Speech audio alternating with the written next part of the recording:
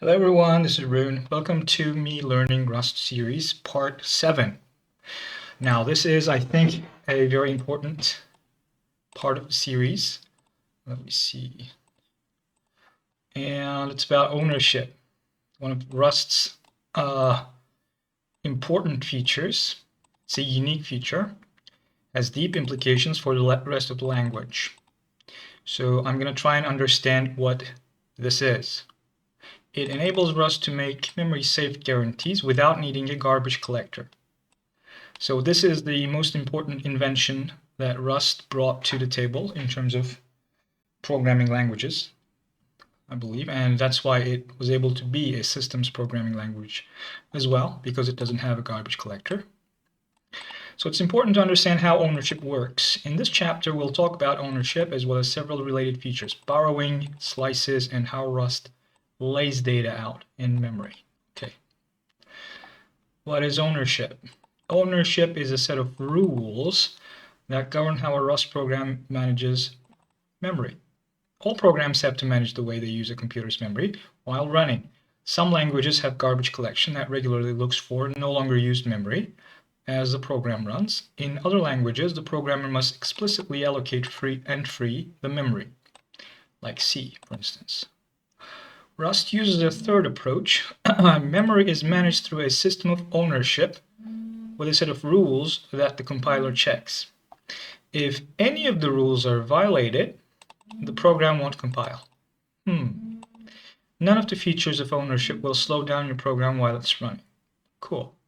Because ownership is a new concept for many programmers, it does take some time to get used to. The good news is that the more experienced you become with Rust and the rules of the ownership system, the easier you'll find it to naturally develop code that is safe and efficient. Keep at it, okay?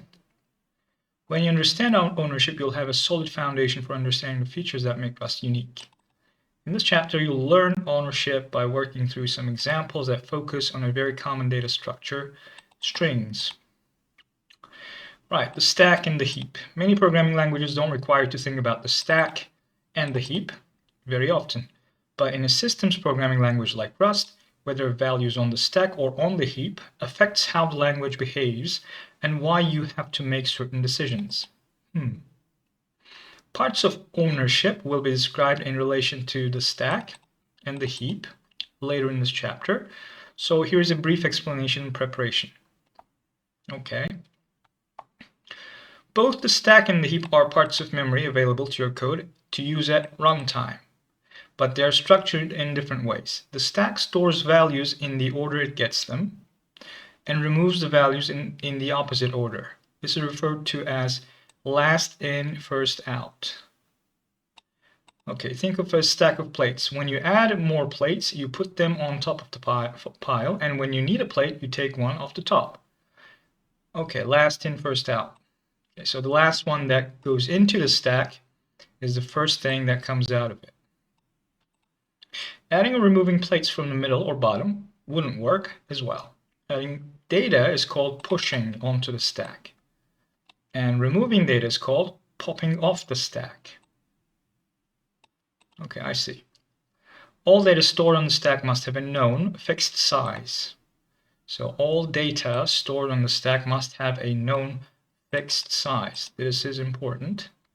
Data with an unknown size at compile time or a size that might change must be stored on the heap instead.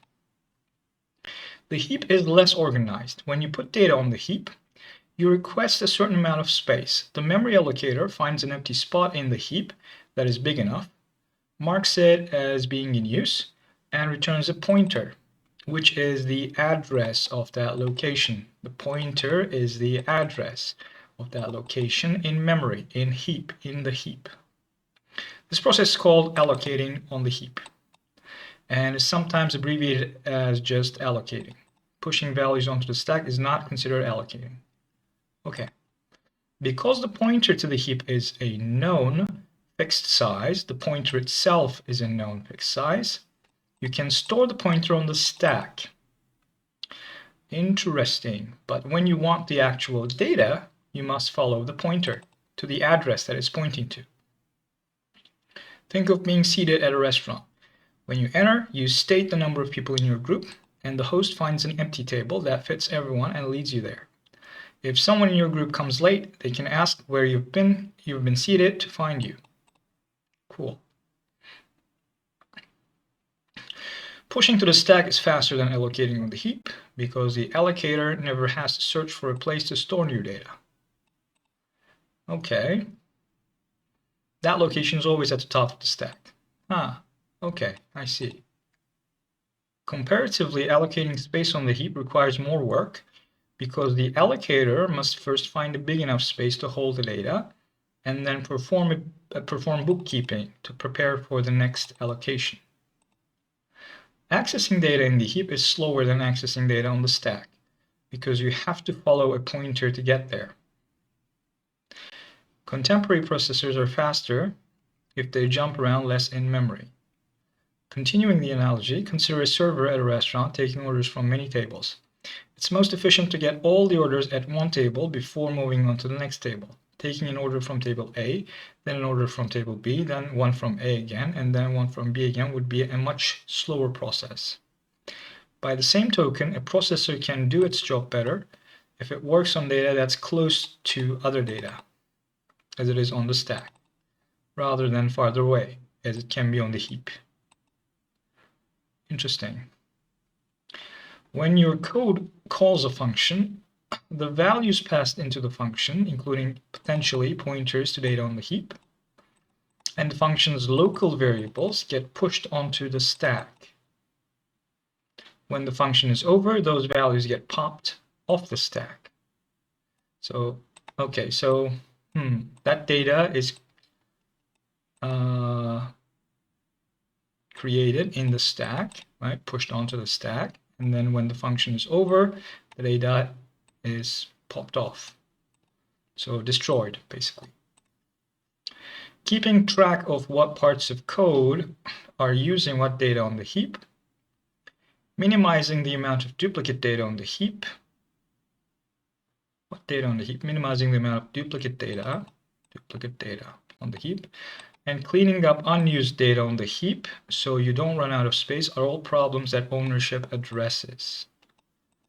Okay, once you understand ownership, you won't need to think about the stack and the heap very often. But knowing that the main purpose of ownership is to manage heap data can help explain why it works the way it does.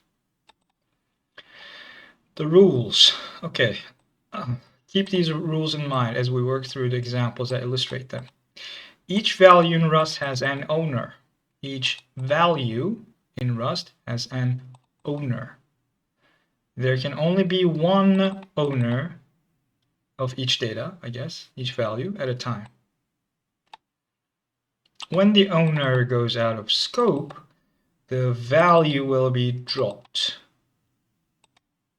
Variable scope. Now that we're past basic Rust syntax, we won't include all the function main code and examples. So if you're following along, make sure to put the following examples inside the main function manually. As a result, our examples will be a bit more concise, letting us focus on the actual details rather than boilerplate code. As a first example of ownership, we'll look at the scope of some variables. A scope is the range within a program for which an item is valid. Take the following variable. Let S be assigned to the string hello. Okay, so let me get a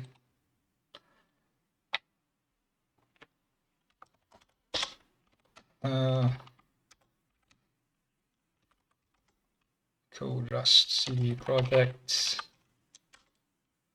This is Windows PowerShell.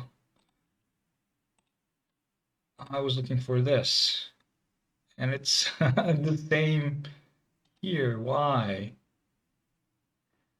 Why are you doing this to me? I'm gonna unpin this then. Okay, so this is PowerShell, not Windows PowerShell. CD code, CD Rust, CD projects. I'm going to get a new project called ownership.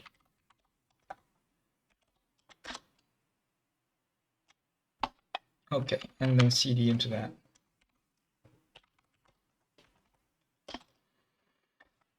All right, here we got a new one called ownership.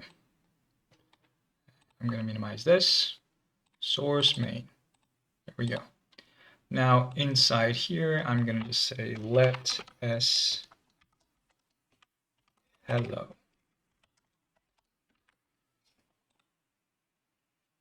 Okay, the variable s refers to a string literal, where the value of the string is hard-coded into the text of our program, right? That's a literal. The variable is valid from the point at which it's declared until the end of the current scope. Listing 4-1 shows a program with comments annotating where the variable s would be valid. S is not valid here, it's not yet declared. Valid from this point forward. Can do stuff with s. This scope is now over and s is no longer valid. Okay, so that's scope, just like in other languages. In other words, there are two important points in time here. When s comes into scope, it's valid. It remains valid until it goes out of scope. At this point, the relationship between scopes and when variables are valid is similar to that in other programming languages. Yes. Now we'll build on top of this understanding by introducing the string type. Okay, to illustrate the rules of ownership, we need a data type that is more complex than those we covered in data types section. The types covered previously are of a known size, can be stored on the stack and popped off the stack when their scope is over, and can be quickly and trivially copied to make a new independent instance if another part of code needs to use the same value in a different scope. But we want to look at data that is stored on the heap and explore how Rust knows when to clean up that data, and the string type is a great example. Okay, so a string is not stored on the stack, it's stored on the heap. We'll concentrate on parts of string that relate to ownership. These aspects also apply to other complex data types, whether they're provided by the standard library or created by you. We'll discuss string in more depth in Chapter 8. We've already seen string literals, where a string value is hard-coded into our program.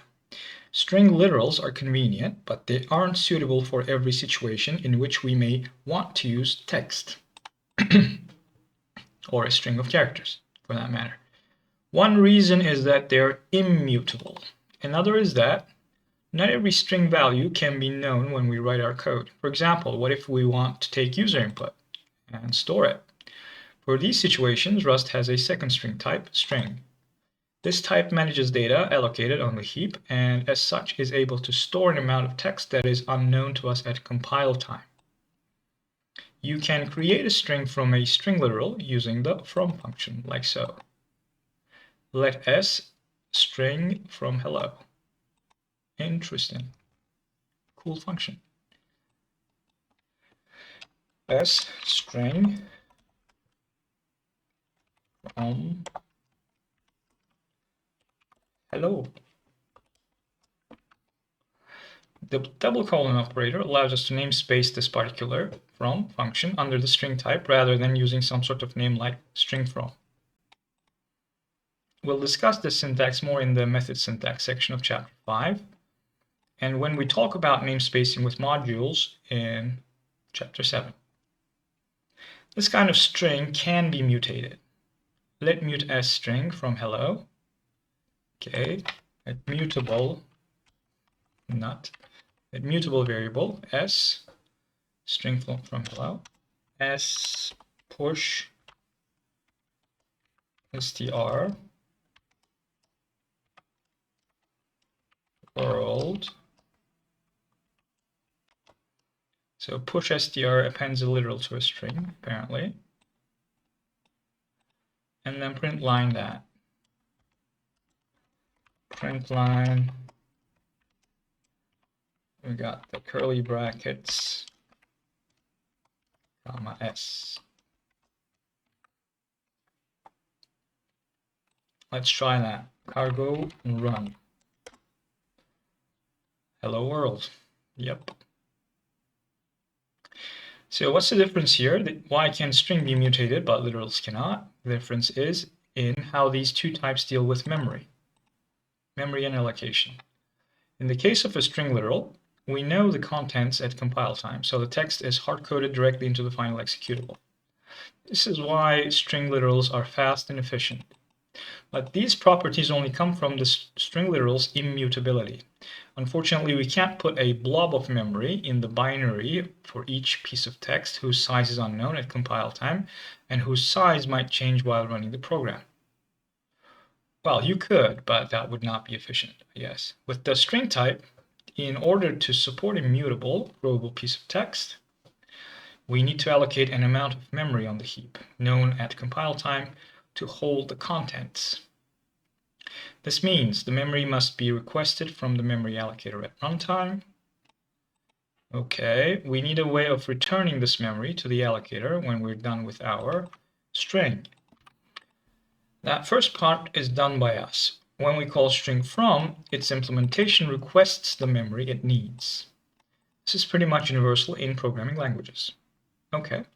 However, the second part is different. In languages with a garbage collector, the GC keeps track of and cleans up memory that isn't being used anymore. And we don't need to think about it. In most languages without a GC, it's our responsibility to identify when memory is no longer being used and to call code to explicitly free it, just as we did to request it. Doing this correctly has historically been a difficult programming problem. Yes, it's because it's pairwise. So you allocate the memory and then you free the memory. But most of the time when programming, you allocate the memory but then forget to free it. So it creates bugs. If we forget, we'll waste memory. If we do it too early, we'll have an invalid variable. If we do it twice, that's a bug too. We need to pair exactly one allocate with exactly one free. Rust takes a different path, which is good. The memory is automatically returned once the variable that owns it goes out of scope. There is a version of our scope example from listing 4-1 using a string instead of a string literal. All right. Let us string from hello. S is valid from this point forward. Do stuff with it, and then the scope ends. S is no longer valid. Okay, cool. There's a natural point at which we can return the memory our string needs to the allocator when S goes out of scope. When a variable goes out of scope, Rust calls a special function for us. This function is called drop, and it's where the author of string can put the code to return the memory. Rust calls drop automatically at the closing curly bracket, which is nice. We don't have to do it ourselves.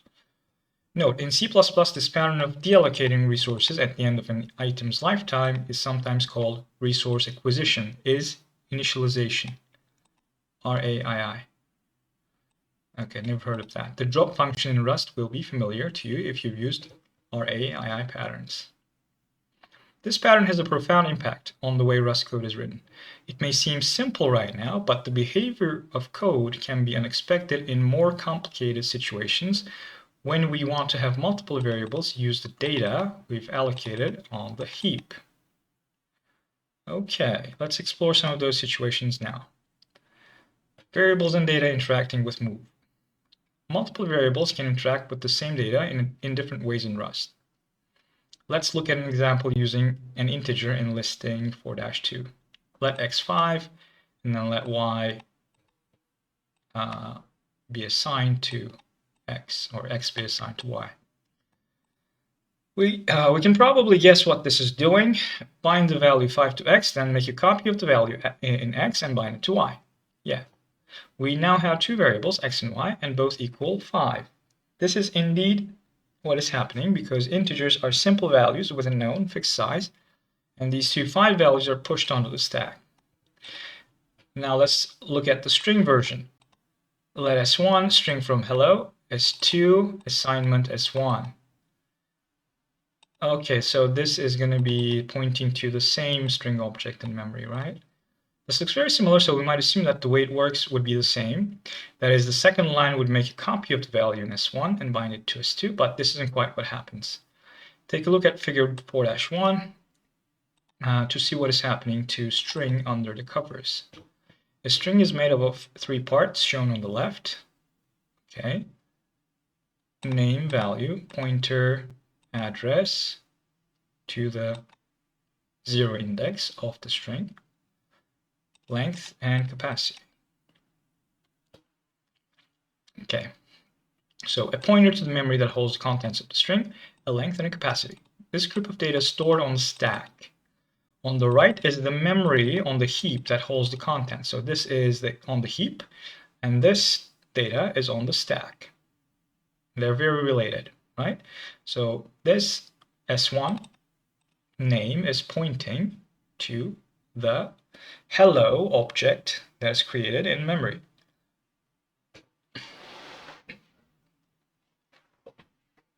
The length is how much memory in bytes the contents of the string are currently using. The capacity is the total amount of memory in bytes that the string has received from the allocator. The difference between the length and capacity matters, but not in this context. So for now, it's fine to ignore the capacity. Okay, probably learn about that later. When we assign S1 to S2, the string data is copied, meaning we copy the pointer, the length and the capacity that are on the stack. We do not copy the data on the heap. Okay, so S2 starts pointing to the same object on the heap. Okay, that's what I figured. Okay, yep.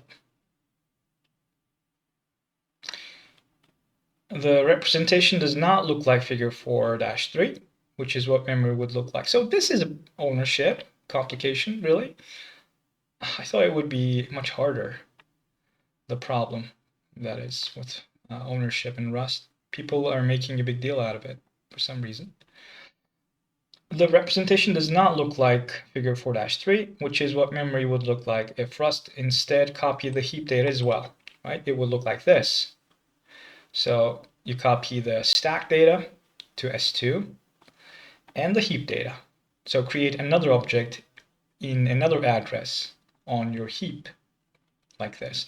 Then when you manipulate S1, for instance, or manipulate this object by using the S1 name, that is, nothing will happen to this object on the heap, if this were the case, but it's not the case. So when you change a value using the S1 name on the string, or change the string itself using the S1 name to refer to it, S2 will be pointing to the same object. So when you're calling S2 with the S2 name, this object, it's going to be changed, right? Even though you didn't use S2, the S2 name to change this object. Okay.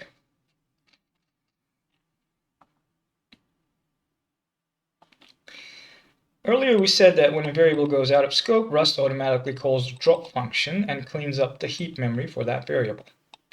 But figure 4-2 shows both data pointers pointing to the same location. This is a problem. When S2 and S1 go out of scope, they will both try to free the same memory. This is known as a double free error, and is one of the memory safety bugs we mentioned previously. Okay.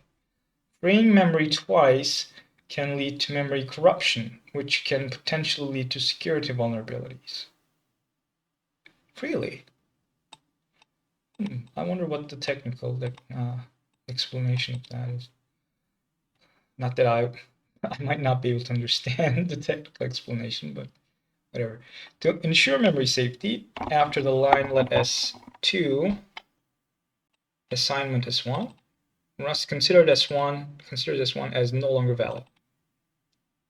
Ah, I see. Okay, therefore Rust doesn't need to free anything when S1 goes out of scope. It just drops S1 as soon as this assignment is done. Cool. Check out what happens when you try to use S1 after S2 is created. It won't work. Okay, let's do it. Let's do it, man. Cargo on. Borrow of move value S1. Help, consider cloning the value if the performance cost is acceptable. Cool. You need to clone it. Right. You do this by .copy in Python. So it's very similar to lists in Python, this behavior. But of course, Python does not drop this value, this name when there's an assignment like this. So that's different in Rust, definitely. You'll get an error like this because Rust prevents you from using the invalidated reference. If you've heard the terms shallow copy and deep copy, yep, while working with other languages, the concept of copying the pointer, length and capacity without copying the data probably sounds like making a shallow copy. But not even. But because Rust also invalidates the first variable instead of being called a shallow copy, it's known as a move, right? That makes sense. That's a move. In this example, we would say that S1 was moved into S2. So actually what happens is shown in figure 4-4. Okay, that solves our problem. What happened here? It's just gray. Does that mean it's dropped? That solves our problem. With only S2 valid, when it goes out of scope, it alone will free the memory and we're done. It alone will free the memory here on the heap and this on the stack. In addition, there is a design choice that's implied by this. Rust will never automatically create deep copies of your data. Therefore, any automatic copying can be assumed to be inexpensive. Well, in Python, shallow copy actually is what they're trying to refer to as deep copy here.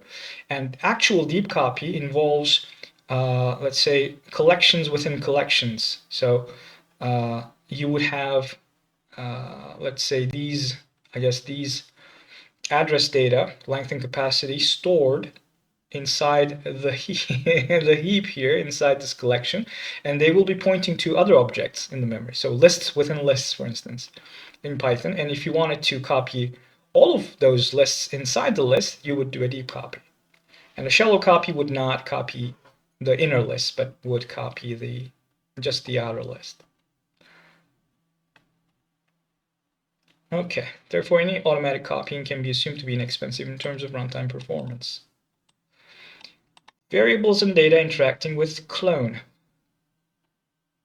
If we do want to deeply copy the heap data of the string, not just the stack data, we can use a common method called clone. We'll discuss method syntax in chapter 5, but because methods are a common feature in many programming languages, you've probably seen them before. Here's an example of the clone method. So it's a string method, apparently. String.clone. It will create a copy of whatever this S1 is pointing to on the heap. And if you do this, it's not going to drop S1. Right? S1 is still going to be valid. Yeah, S1 hello, S2 hello. There we go. This works just fine and explicitly produces the behavior shown in figure 4-3, where the heap data does get copied. When you see a call to clone, you know that some arbitrary code is being executed, and that code may be expensive. It's a visual indicator that something different is going on. Okay, yeah. Stack only data, copy. There's another wrinkle we haven't talked about yet. This code is using integers, part of which was shown in listing 4-2. Work7 is valid, yeah.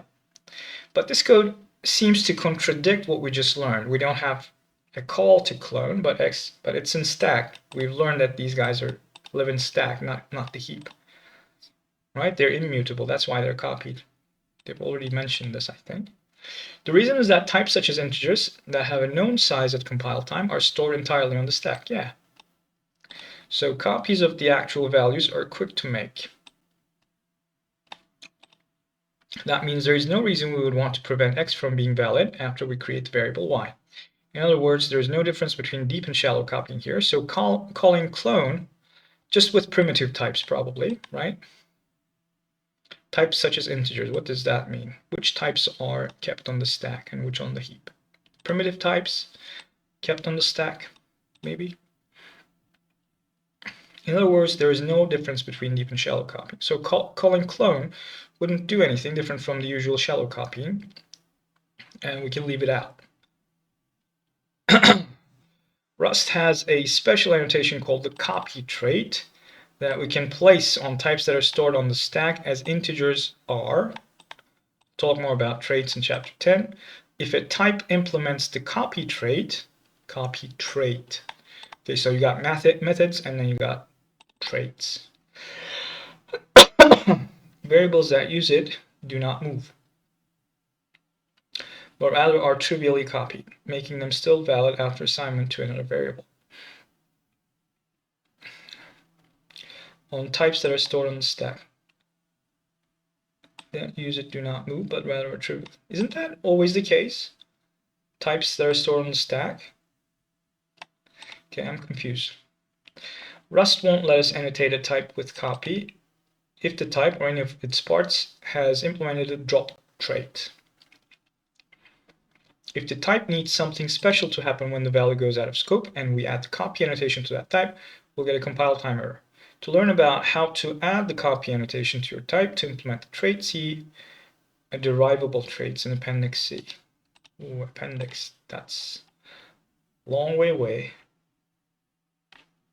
Derivable traits. We don't know what traits are yet, so I'm not going to read that page. So what types implement the copy trait? You can check the documentation for the given type to be sure, but as a general rule, any group of simple scalar values can implement copy, and nothing that requires allocation or is some form of resource can implement copy. So nothing that is stored on the heap can implement copy. There are some of the types that implement copy. All integer types, okay, Boolean, floating point, character type, and tuples. Are we missing any primitive types? I don't think so. These are all the primitive types, right? We've seen these before. Ownership and functions. The mechanics of passing a value to a function are similar to those when assigning a value to a variable. Passing a variable to a function will move or copy. Passing a value to a function are similar to when assigning a value to a variable. Passing a variable to a function will move or copy, just as assignment does. I see. Listing 4-3 has an example with some annotations showing where variables go into and out of scope. Let S be a string that is created from the literal hello. Okay. Takes ownership, S. Takes ownership. No. Okay. Let X be 5. Makes copy X. Now let's define the functions. Function takes ownership, some string.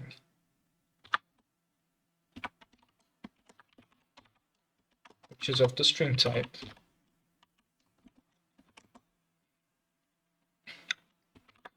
And then you just print line the string. Some string. Okay. And then function makes copy. Gets an integer. I32. And prints that probably, right? Print line. And then you got the curly braces there. Some integer. Okay, let's cargo run this thing. Hello 5. So that's hello, and that's 5. Makes copy, takes ownership. Takes ownership of the string. S comes into scope here. S's value moves into the function, so it's a move, right? Reassignment into this parameter. And so it's no longer valid here. So outside there is no S now. That's interesting. And then what? Some string comes into scope. Here some string goes out of scope and drop is called. The backing memory is freed. Okay. So this takes ownership, and if you try to do this, print line s out here. Let's see what happens.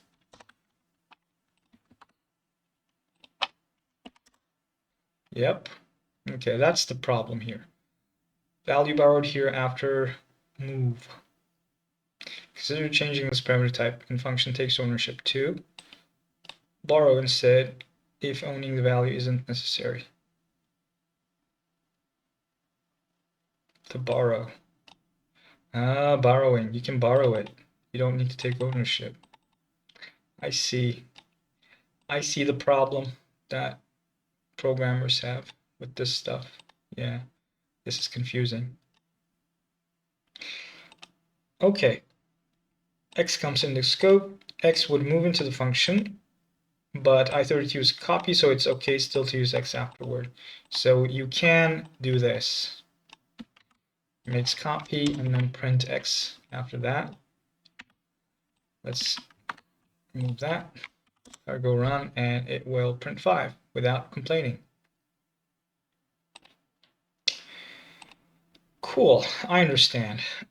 This thing is moved into the function and is no longer valid after the function.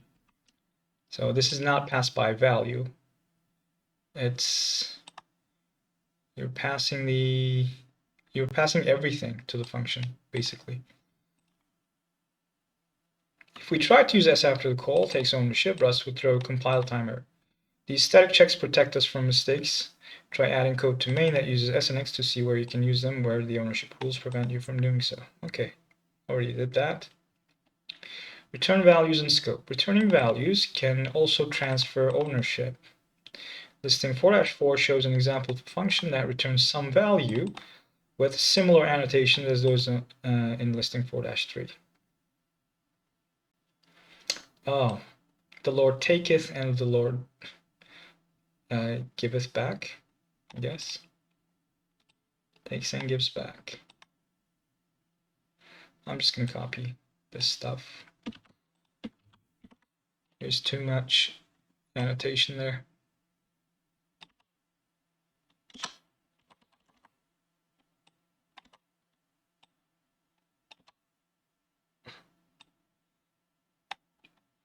Let me just do this real quick. Get rid of these to see what's going on more clearly. Some string is returned. Okay.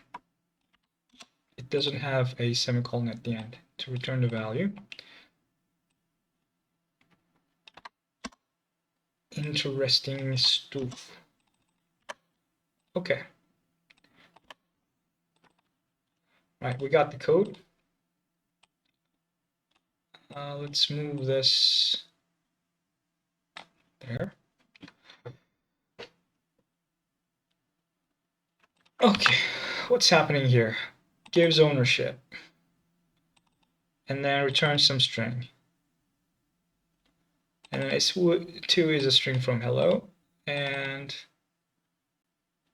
takes and gives back. That's some string from yours. Okay. S1 gives ownership. All right, let's try this. Warning, unused variable S1. Yeah, we didn't use them.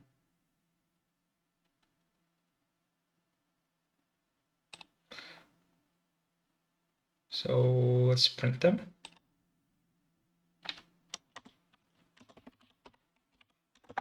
Print line. And then S1. S2 and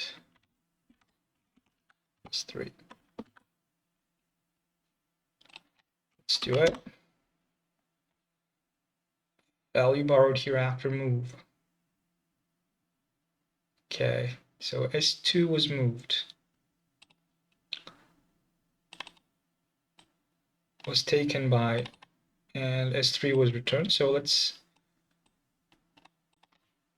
do this as well. And this S2 won't be valid even here. right? Oh, no complaints. Oh yeah, S2 was taken here, so S2 is valid here, but after this function takes it, it's no longer valid, so I can't print S2 down here, but I can print S1 and S3. Hello, yours, hello. Okay, the ownership of a variable follows the same pattern every time. Assigning a value to another variable moves it. When a variable that includes data on the heap goes out of scope, the value will be cleaned up by drop unless ownership of the data has been moved to another variable. While this works, taking ownership and then returning ownership with every function is a bit tedious. What if we want to let a function use a value but not take ownership? It's quite annoying that anything we pass in also needs to be passed back if we want to use it again, in addition to any data resulting from the body of the function that we might want to return as well. Rust does let us return multiple values using a tuple, 4-5. Yeah, okay. But this is too much ceremony and a lot of work for a concept that should be common. Luckily for us, Rust is a feature for using a value without transferring ownership called references. Okay, I'll end this part here and then continue with references. Let's see, references and borrowing in the next video.